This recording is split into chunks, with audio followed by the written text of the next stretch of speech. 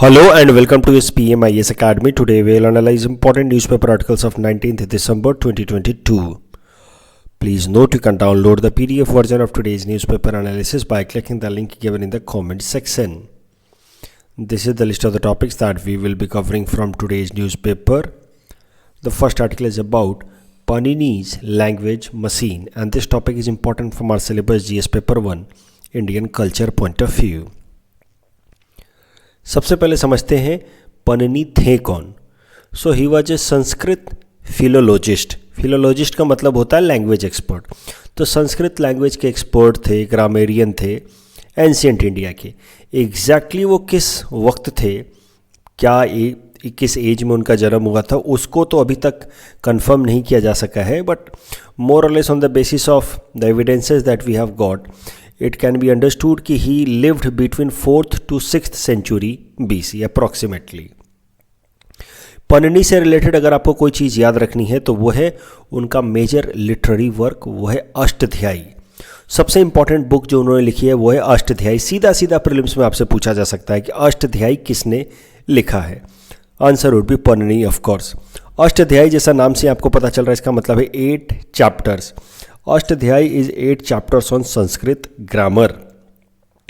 It is considered to be one of the व्याकरण या grammar branch of Vedang. तो सबसे पहले समझते हैं वेदांग क्या है और फिर इस मुद्दे पे आएंगे. देखिए, वेदास तो आप समझते हैं, 4 वेद, राइट. वेदास को समझने के लिए, पढ़ने के लिए देर आर 6 ऑक्सिलरी डिसिप्लिन्स या सब्जेक्ट्स. वेदास को समझने के लिए 6 अलग से और सब्जेक्ट डेवलप किए गए हैं, उनको कहा गया है वेदांग. तो ये जो 6 अलग अलग सब्जेक्ट्स जो डेवलप किए गए हैं वेदास को समझने के लिए, जिनको हम लोग वेदांग कहते हैं, वो हैं व्याकरण, शिक्षा, Jyotish, Nirukta, Chhand and Kalpasutra. Kalpasutra is about rules related to Vedic traditions, rituals, जो भी रिचुअल्स परफॉर्म करने हैं. बेसिकली वेदास में क्या लिखे हैं, हिम्स लिखे हैं, मंत्रास. तो उन मंत्रास का उच्चारण करते वक्त क्या क्या रिचुअल्स करने हैं वो सब कल्पसूत्र में लिखा है. छंद इज अबाउट पोएटिक स्टैंजास, कैसे पोएम की तरह पढ़ना है. निरुक्त इज अबाउट वैदिक डिक्शनरी, तो अलग अलग वर्ड्स का क्या मतलब है वेदा के अंदर, वो है वैदिक डिक्शनरी लिखा हुआ निरुक्त में. Jyotish is about astronomy and astrology. Shiksha is how to pronounce Vedic mantras. And Vyakaran is about Sanskrit grammar in order to understand Vedas. तो ये है वेदांग. और ये जो अष्टध्यायी बुक है जो पनिनी ने लिखा है, ये वेदांग का व्याकरण सेगमेंट का इम्पॉर्टेंट लिटरेचर है. वेदांग के बारे में जरूर ध्यान में रखिएगा prelims exam point of view से. वेदा के 6 अंग जो वेदास को पढ़ने के लिए हेल्पफुल होते हैं. अभी महर्षि पनिनी इनको जैसे कहा जाता है, तो महर्षि पनिनी से रिलेटेड जो सबसे इम्पॉर्टेंट चीज़ है वो है लैंग्वेज मशीन जो उन्होंने बनाया था. अब इसको सोच करके ये मत समझिएगा कि उन्होंने सच में कोई मशीन बनाया था, लैंग्वेज मशीन, ऐसा कुछ नहीं है. बेसिकली उन्होंने लगभग 4000 ग्रामर के रूल्स दिए थे, संस्कृत ग्रामर के रूल्स दिए थे, जिनको अगर सही सीक्वेंस या लॉजिक में इस्तेमाल किया जाए तो हर एक सेंटेंस ग्रामेटिकली संस्कृत में सही हो जाएगा. तो उसको बोला गया है पनिनी का लैंग्वेज मशीन. जैसे मशीन में क्या होता है, आप इनपुट डालते हैं और सही आउटपुट, डिजायर्ड आउटपुट निकल आता है, ठीक वैसे ही आप कोई भी गलत सेंटेंस डालें और कोई भी गलत सेंटेंस लाएं संस्कृत में और उसको फिर महर्षि पनिनी के इन 4000 जो रूल्स हैं उनके हिसाब से ठीक करें, तो फिर वो लैंग्वेज या वो सेंटेंस अपने आप सही या करेक्ट हो जाएगा. That is the meaning of Maharshi पनिनीज language machine. गलत सेंटेंस डालिए और उसको लैंग्वेज मशीन यानी कि बेसिकली जो रूल्स दिए हैं महर्षि पनिनी ने, उन लैंग्वेज रूल्स के हिसाब से अप्लाई किया जाए तो जो लैंग्वेज बन करके आती है, जो सेंटेंस बन करके आता है, वो सही सेंटेंस होगा. तो that is how Maharshi Panini is known for building a language machine. सच में कोई मशीन नहीं है, राइट. और क्या लैंग्वेज मशीन है एक्चुअली, तो it is a system of about 4000 rules detail in his renowned work Ashtadhyayi. तो you feed the base and suffix of word, तो बेसिकली नॉर्मल वर्ड्स वगैरह आप फीड कीजिए इस मशीन सिस्टम में, यानी कि 4000 रूल्स के through, and then you come out with the right sentence if you follow these 4000 rules step by step. अभी करंट डेवलपमेंट क्या है महर्षि पनिनी से रिलेटेड। तो महर्षि पन्नी के या फिर जो महर्षि पन्नी का जो अष्टाध्यायी बुक है उसमें एक ग्रामेटिकल प्रॉब्लम भी दिया हुआ है। जैसे कैसे हमें सम सॉल्व करने को दिया जाता है, वैसे ही उसमें आप समझिए पजल दिया हुआ है, ग्रामेटिकल पजल दिया हुआ है अष्टाध्यायी में। उस पजल को आज तक कोई डिकोड नहीं कर पा रहा था, ब्रेक नहीं कर पा रहा था। करंट न्यूज़ यही है कि इंडियन ओरिजिन के PhD student in university of Cambridge Rishi Raj Popat ने इस महर्षि पन्नी के लगभग 5000 साल पुराने, जो 5000 तो नहीं, लगभग 2500-3000 हज़ार साल पुराने जो आप समझिए एक चैलेंज है, ग्रामेटिकल पजल चैलेंज, उसको ब्रेक कर दिया है।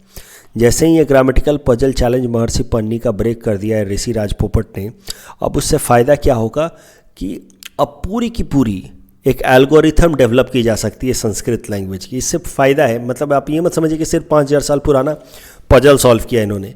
इस पजल को सॉल्व करते ही महर्षि पन्नी के 4000 जो आप समझिए रूल्स थे संस्कृत ग्रामर के, वो सारे के सारे अब समझ आ गए हैं। अब उनके मदद से एक सॉफ्टवेयर एल्गोरिथम डेवलप किया जा सकता है संस्कृत लैंग्वेज का, जिसकी मदद से हम अपने कंप्यूटर्स को अब संस्कृत लैंग्वेज भी सिखा सकते हैं। वो संस्कृत में टाइप भी कर सकता है, संस्कृत में बातें भी कर सकता है। Now computers can make Sanskrit statements accurately, जो पहले संभव नहीं था, because computers could not learn Sanskrit language completely in accurate fashion earlier, but after solving this code now Sanskrit language के जितने 4000 रूल्स हैं वो सब अब उसका एल्गोरिथम बना करके कंप्यूटर्स को सिखाया जा सकता है। देखिए, यूपीएससी ने महर्षि पन्नी से रिलेटेड ये प्रीलिम्स में सवाल पूछा था 2020 में। आप थोड़ा बहुत अगर आप करंट अपना हिस्ट्री का नॉलेज का इस्तेमाल करेंगे तो आप इस सवाल का जवाब दे सकते हैं। महर्षि पन्नी लिव्ड एट विच टाइम, अगर आप वो बस उतना गेस कर पाएँ तो आप इस सवाल का जवाब दे सकते हैं। वैसे भी आपने अमर सिन्हा के बारे में ज़रूर पढ़ा होगा, कालिदास के बारे में ज़रूर पढ़ा होगा, तो इसके बेसिस पे आप इस सवाल का जवाब दे सकते हैं। आप आई होप आपको याद होगा कालिदास और Amar Sinha, contemporary, right. The next article is about operation Vijay. This topic is important from our syllabus GS paper 1 post independence history point of view. तो देखिए, ऑपरेशन विजय 19 दिसंबर यानी कि आज के दिन ही लॉन्च किया गया था। और ऑपरेशन विजय का मेन पर्पस था कि गोवा को लिबरेट करा करके भारत के एक स्टेट की तरह अक्वायर किया जाए। तो आपको ये बात जाननी चाहिए कि जब हमारा देश आज़ाद हुआ था 1947 में, उस टाइम में गोवा हमारे देश का हिस्सा नहीं था। In fact Goa was a Portuguese territory and it was ruled by Portuguese till 19 December 1961। Goa Portuguese colony कैसे बना वो भी जरा समझिए। Basically Goa was taken over by Portuguese from Maratha rules in 1641 और तब से लेकर के गोवा पोर्टुगीज के कंट्रोल में ही रहा फॉर अबाउट 451 ईयर्स। लेकिन 19 दिसंबर 1961 को भारत के जो तीनों आर्म्ड फोर्सेस हैं, Indian navy, Indian army and Indian air force, उन्होंने कंबाइंड एक ऑफेंसिव लॉन्च किया अगेंस्ट द पुर्तगीज गवर्नमेंट और फिर गोवा को फ्री करा लिया गया from Portuguese. I am so sorry, it was the combined offence was not launched against the Portuguese government, a combined offence was launched against the Portuguese occupation of Goa in India. और फिर गोवा को free करा लिया गया और गोवा को मर्ज करा दिया गया विथ इंडिया। बेसिकली हुआ क्या था कि जब इंडिया के अंदर फ्रीडम स्ट्रगल मूवमेंट चल रहा था, जैसे non cooperation movement, civil disobedience movement, quit India movement, तो उसमें भी गोवा के लोगों ने पार्टिसिपेट किया था। तो उनके अंदर भी नेशनलिस्टिक सेंटिमेंट्स डेवलप हो गए थे। They also wanted to make Goa part of India, but Portuguese they are not willing to give up their control over the Goan territory and that is why independence के जस्ट बाद गोवा तो India का हिस्सा नहीं बना, बट लगभग 14 साल बाद 1961 में 19 दिसंबर को भारतीय सेना ने, उसके तीनों ही विंग ने ये जॉइंट ऑपरेशन रन किया, ऑपरेशन विजय, और जिसकी मदद से गोवा को लिबरेट कराया गया 19 दिसंबर को और 1961 में, और गोवा को भारत का हिस्सा बनाया गया। इसी कारण से गोवा के लोग जो है 19 दिसंबर को गोवा लिबरेशन डे की तरह सेलिब्रेट करते हैं। The next article is about sovereign gold bond scheme and this topic is important from our syllabus GS paper 3 Indian economy point of view. देखिए, हमारे देश में गोल्ड को लेकर के बहुत ज़्यादा एक आप समझिए एपेटाइट है गोल्ड को लेने के। गोल्ड में लोग बहुत ज़्यादा इन्वेस्ट करना चाहते हैं, लेकिन गोल्ड में इन्वेस्ट करने से क्या नुकसान होता है इकोनॉमी को वो भी ज़रा समझिए।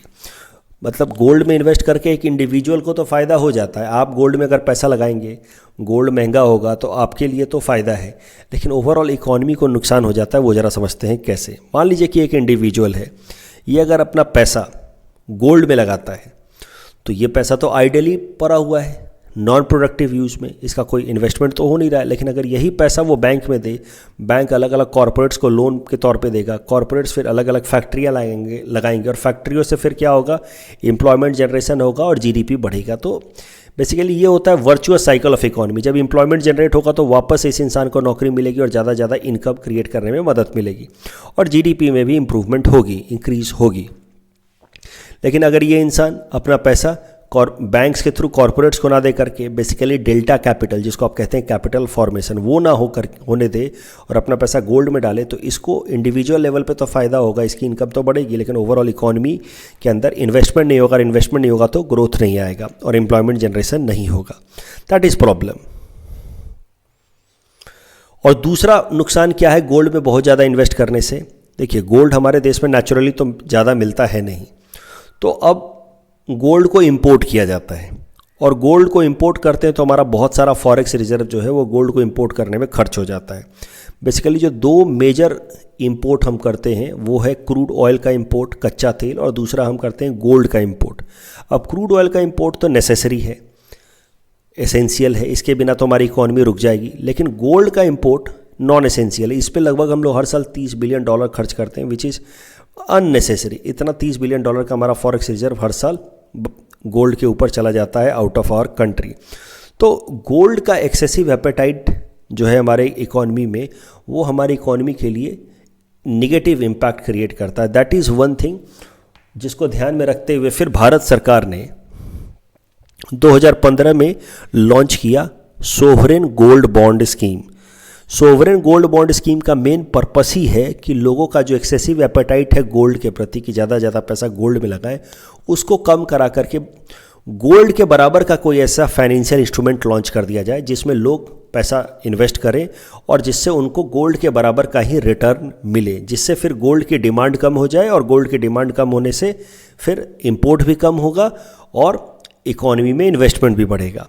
तो इसी आइडिया से इंस्पायर्ड होकर के भारत सरकार लेकर के आई सोवरेन गोल्ड बॉन्ड स्कीम, जिसमें उन्होंने बेसिकली भारत सरकार का जो एक बॉन्ड है उसको 1 ग्राम सोने के बराबर का भाव रख करके रिलीज कर दिया। 2015 में पहली बार ये स्कीम लाया गया।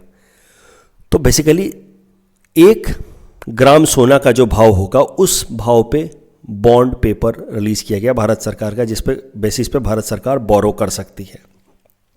इससे फ़ायदा क्या है कि आपके पास ये बॉन्ड पेपर है, अब जैसे जैसे सोना का भाव ऊपर चढ़ेगा वैसे वैसे आपको और ज़्यादा रिटर्न मिलता जाएगा। देखिए, बेसिकली आज आप ये बॉन्ड पेपर खरीदिए और आज का जो सोना का भाव है उस हिसाब से आप इस बॉन्ड पेपर को खरीद सकते हैं, और 8 साल बाद जब ये मैच्योर होगा तो उस टाइम में जो सोने का भाव होगा उस भाव से ये बॉन्ड पेपर को भारत सरकार वापस ले लेगी और आपको रिटर्न दे देगी। तो basically this paper which is sovereign gold bond, this paper is as good as making investment in 1 gram gold. जिस तरीके से गोल्ड का भाव चढ़ेगा उस तरीके से इस पेपर पे आपका रिटर्न बढ़ेगा। So if the price of gold goes up the return on the bond will also go up. Investor has to pay the issue price in cash and bond will be redeemed in cash on maturity. तो आप कह सकते हैं कि gold bond is as gold as 1 gram gold. In fact कुछ मामलों में तो it is better than gold, क्योंकि there is no deduction of making charges. Gold को तो बेसिकली मेकिंग चार्जेस वगैरह डिडक्ट होता है। At the same time gold bond पे थोड़ा बहुत इंटरेस्ट भी मिल जाएगा। आप गोल्ड बॉन्ड में पैसा लगाएंगे तो गोल्ड आज के गोल्ड के भाव से आप इसको खरीदिए और 8 साल बाद के जो गोल्ड के भाव है उससे आप इसको रिडीम कराएं, और उसके अलावा थोड़ा बहुत आपको इंटरेस्ट भी मिल जाएगा। सो हर मामलों में ये गोल्ड से बेहतर है। उसके अलावा इसका चोरी होने का कोई खतरा नहीं। गोल्ड का कैसा है, मेकिंग चार्जेस वगैरह कट होता है, इसमें वो भी कट नहीं होगा। So in many ways the government believed कि gold bond scheme will help in curbing down Indians appetite of making huge investment in gold. और इससे फिर कैसा होगा, इकॉनमी में पैसा इन्वेस्ट भी होगा जब लोग गोल्ड में इन्वेस्ट नहीं करेंगे, और दूसरा बहुत सारा गोल्ड का इंपोर्ट भी कम होगा तो हमारा फॉरेक्स रिजर्व भी कम खर्च होगा। और इसी आइडिया से इंस्पायर होकर के भारत सरकार 2015 में लेकर के आई सोवरेन गोल्ड बॉन्ड स्कीम। अभी करंट न्यूज इसी से रिलेटेड है। टाइम टू टाइम भारत सरकार उसका फेज 1 फेज 2 रिलीज कर चुकी थी। अब भारत सरकार सोवरेन गोल्ड बॉन्ड स्कीम का फेज 3 या सीरीज 3 लेकर के आई है, which will be available from 19 to 23 दिसंबर, जिसमें पर ग्राम गोल्ड जो है वो बिकेगा एट ₹5,409। यही रेट चल रहा है आजकल सोने का, तो इस भाव से आप बॉन्ड खरीद सकते हैं। 1 ग्राम सोने का भाव यही है, इस भाव से आप गोल्ड बॉन्ड खरीद सकते हैं 19 से 23 दिसंबर तक। Who can sell gold bond, कहाँ कहाँ पे गोल्ड बॉन्ड बिकेगा? तो शेड्यूल कॉमर्शियल बैंक्स में गोल्ड बॉन्ड बिकेगा except small finance bank and payment bank. उसके अलावा stock holding corporation of India limited, designated post offices and national stock exchange like Bombay stock exchange वगैरह में गोल्ड बॉन्ड बेचा जा सकता है। कौन गोल्ड बॉन्ड खरीद सकता है? तो इंडिया के residents, Hindu undivided families, trust, universities and charitable institutions can buy gold bond. Gold bond की मैच्योरिटी पीरियड है 8 साल, यानी कि आज लेंगे आप तो 8 साल बाद ये मैच्योर होगा, लेकिन 5 साल बाद भी आप उसको रिडीम करा सकते हैं। इंटरेस्ट ऑफर इज अबाउट 2.5%, तो गोल्ड के भाव से तो रिडीम होगा ही। आज जो सोना का भाव है उस हिसाब से खरीदिए, और 8 साल बाद जो सोना का भाव होगा उस हिसाब से आपका पैसा वापस मिलेगा, प्लस 2.5% का इंटरेस्ट मिलेगा ऊपर से।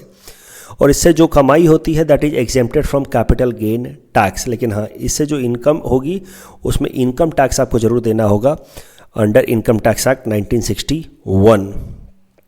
तो यहाँ पे सब कुछ डिटेल में दिया हुआ है सोवरेन गोल्ड बॉन्ड स्कीम के बारे में। इशू करने वाली agency reserve bank of India on behalf of government of India. Eligibility कौन कौन खरीद सकता है वो तो मैंने बताया ही आपको, resident, Indian, Hindu undivided family and all.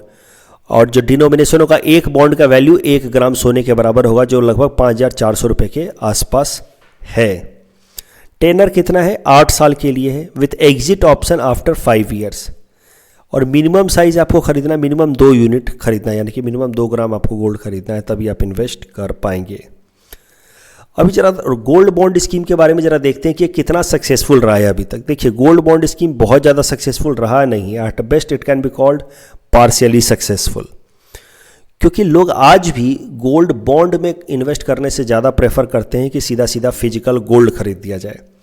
तो गोल्ड बॉन्ड वही रिटर्न देता है, इनफैक्ट थोड़ा ज़्यादा रिटर्न दे देता है, इंटरेस्ट अगर जोड़ दिया जाए तो जितना रिटर्न गोल्ड पे मिलता है। Yet people prefer to invest directly in physical gold rather than gold bond. क्या कारण है उसके पीछे? तो 2 मुख्य कारण है। एक तो गोल्ड का कल्चरल वैल्यू है। तो गोल्ड का आप समझिए कि हमारे समाज में काफ़ी कल्चरल सिग्निफिकेंस है। शादी वगैरह में इसका इस्तेमाल किया जाता है दिल लेने देने के लिए। उसके अलावा गोल्ड जो है ज्वेलरी बनवा करके उसको आप आप ज्वेलरी की तरह भी इस्तेमाल किया जा सकता है। अब कोई गोल्ड बॉन्ड तो गले में पहन के घूमेगा नहीं ना, तो गोल्ड के अपने कल्चरल सिग्निफिकेंस हैं। फ्लॉन्टिंग के लिए इस्तेमाल आता है कि भाई मेरे पास देखो इतना पैसा है गोल्ड का, मैं इतने सारे ज्वेलरी पहन के घूम रहा हूँ या घूम रही हूँ। That benefit is basically not available with gold bond, and that is why people are yet more incline towards physical gold rather than gold bond. उसके अलावा bonds will be redeemed in cash on maturity only. Bond जो है वो जब mature होगा तभी आप उसको रिडीम कर सकते हैं, 5 साल का लॉकिंग पीरियड। लेकिन फिजिकल गोल्ड को तो आप कभी भी बेच करके पैसा ले सकते हैं। तो that is like instant cash when you have physical gold. That is not the case with gold bond. इस टॉपिक के बेसिस पे प्रीलिम्स प्रैक्टिस क्वेश्चन हमने आपको दे रखा है। Please name this question and you can submit the answer in the comment section. The next article is about coalition for nature and this topic is important from our syllabus GS paper 3 environment point of view. Coalition for nature समझने से पहले हमें इन countries के बारे में समझना होगा जिनका नाम है small island developing state, short में इनको कहते हैं seats.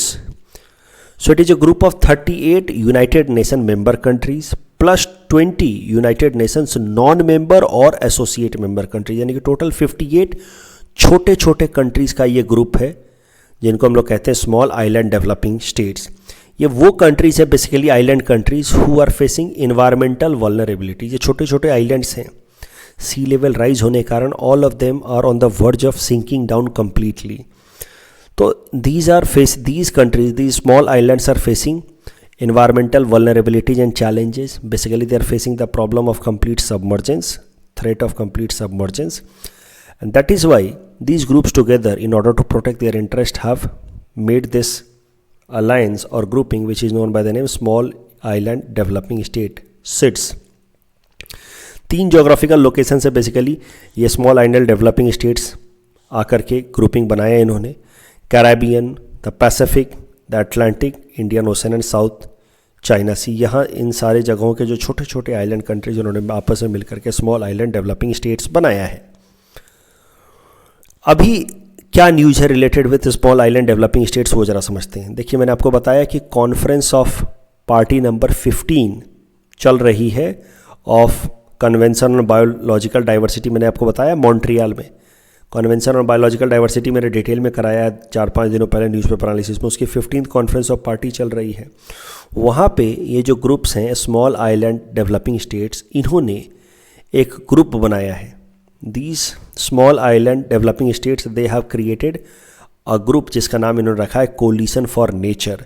This coalition for nature will work under overall global biodiversity framework whose main goal will be to protect the nature and its essential services to people। तो याद रखिएगा small island developing states, ये सब PT perspective से याद रखना होगा। Small island developing states, इन्होंने ग्लोबल बायोडाइवर्सिटी कन्वेंशन के अंतर्गत जो ग्लोबल बायोडाइवर्सिटी फ्रेमवर्क है उसके अंतर्गत ये ग्रुप बनाया जिसका नाम है कोलिशन फॉर नेचर।